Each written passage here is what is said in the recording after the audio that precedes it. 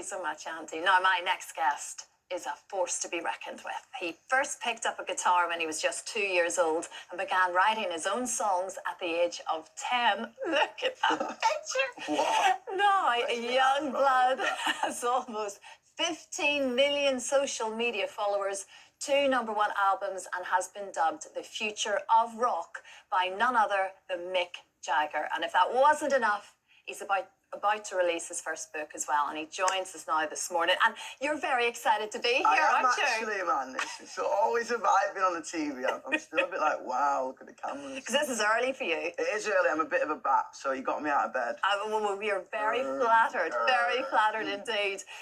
First book. Yes. This is impressive, isn't it? And you describe this as a bit of an interactive journal. Yeah, I think when the idea came, everyone was like, you should write a book.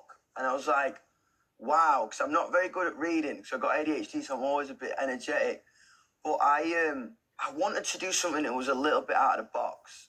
And I think I always had a hard time kind of admitting my identity to a lot of people when I was growing up, because I think a lot of people wanted me to tone it down, and it led me to feeling really lost.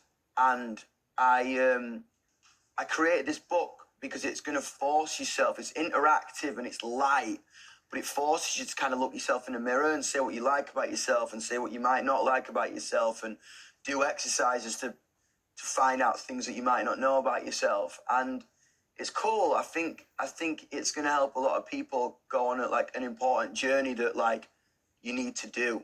You know what I mean? I think individuality is the coolest thing you've got, and this book is going to help you kind of explore that. Yeah. You know?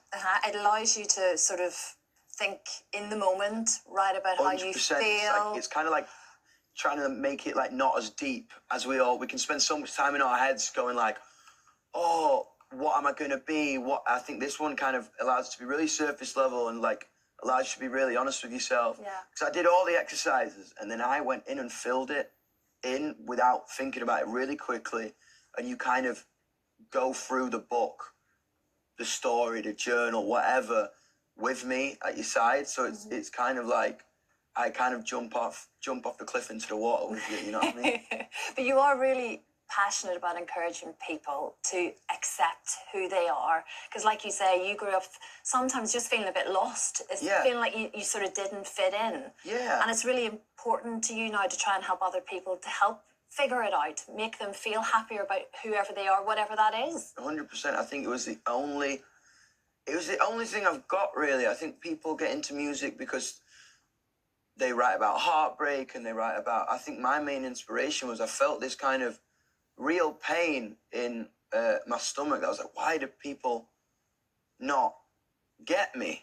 And I think it's really scary to kind of bottle up your personality. It's a really frightening thing to bottle up emotion and bottle up things out of fear of not being accepted. And all I wanted to do was build a community and build a space where people could come and truly be who they are and be confident about it and give them a little bit of bite, you know what I mean? And give them a little bit of well, this is who I am and I can't change that. So if you've got a problem with it, that's not my problem, you know what I mean? But that's why music was such a powerful tool for you. And like you say, you've been, since the age of 2 with the guitar, writing songs from 10. I guess there's a bit of a back catalogue there of tracks that we... It'll get better as I get older, I think, even now. But your new single, Breakdown, is brilliant. I love it. You. I've listened to it several times now in the car. The video is actually like a little mini movie. If you haven't seen it, you have to go and watch it right to the very end without giving anything away.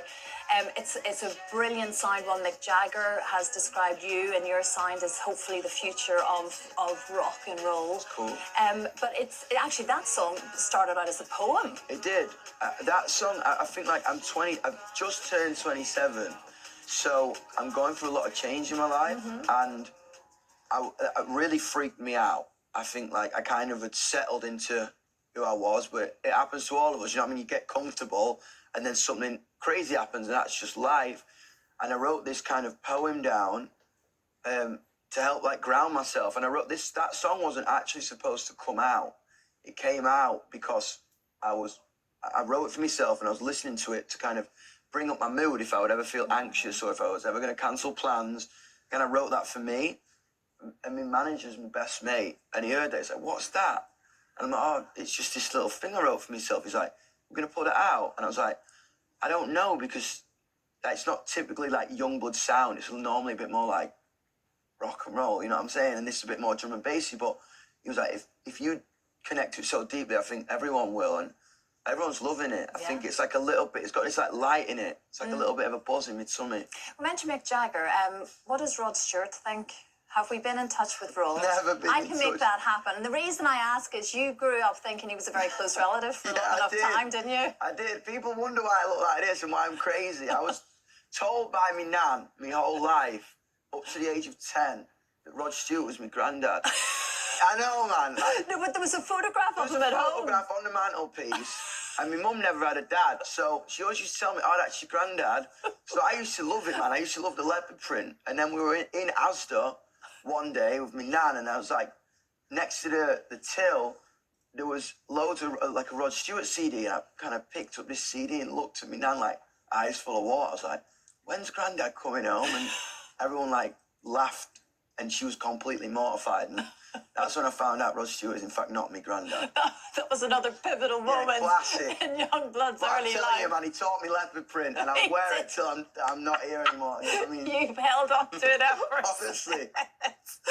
Oh my God, it's been such a pleasure to meet you. We're talking the new book, You Need to Exist. It's out next week, next Thursday. Breakdown the single is out now. It is. Bludfest Festival, that's all kicking off this month It as is. well. This weekend, man, if you're about, come down. It's at Milton Keynes Bowl, and it's going to be the biggest show we've ever played. Brilliant, with that very special community of all ages, which I think is 100%. really, really important to point out too. It's been such a treat meeting you. Was it worth getting up early for it? 100%. Good, I'm pleased to hear it. I'm wired now. I feel like I've had a cup of coffee. That's how you should start your day. 100%. Still to come. Do you watch Strictly? At Christmas. That's not a bad answer at all. Still to come between now and 10 o'clock.